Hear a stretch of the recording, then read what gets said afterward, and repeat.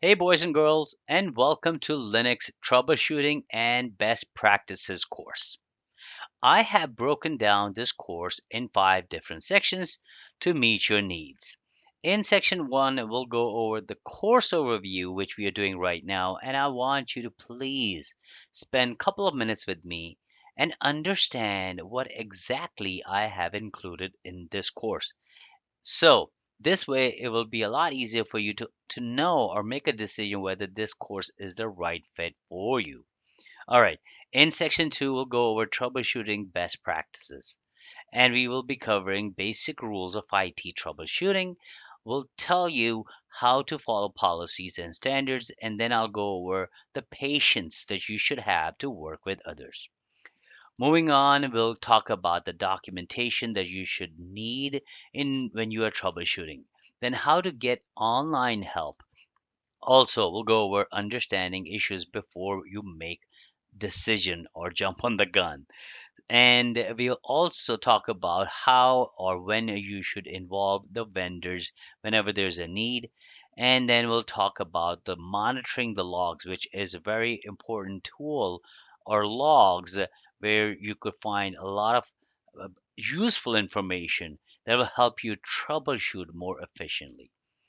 Then, last thing I want to talk to you about is how you could be honest and ask questions when there are issues.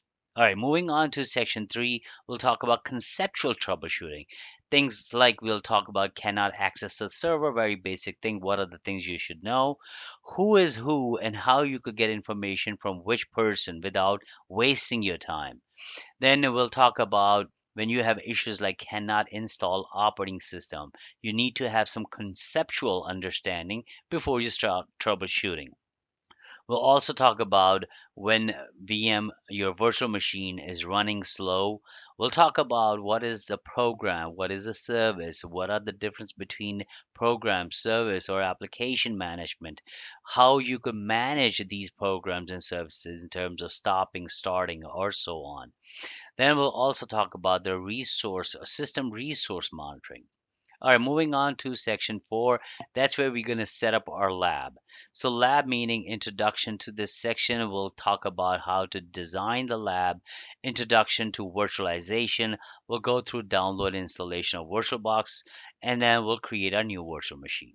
Once we have the virtual machine, then we'll go ahead and download and install our Linux operating system. And the whole purpose of having your Linux operating system so you could try out a few of the troubleshooting steps that we will be covering in this course.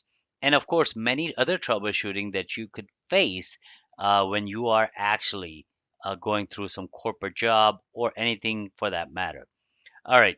So in section 5, we'll go through some troubleshooting system access issues, some basic ones. For example, you cannot reach a server, very common issue. Cannot connect to a website, cannot SSH as a root user, firewall issue, terminal client issue, and so on, like troubleshooting PuTTY connection. All right, so this is about the course overview. Now, you should know at this point that this is the perfect course for you. All right, I'll see you inside the course.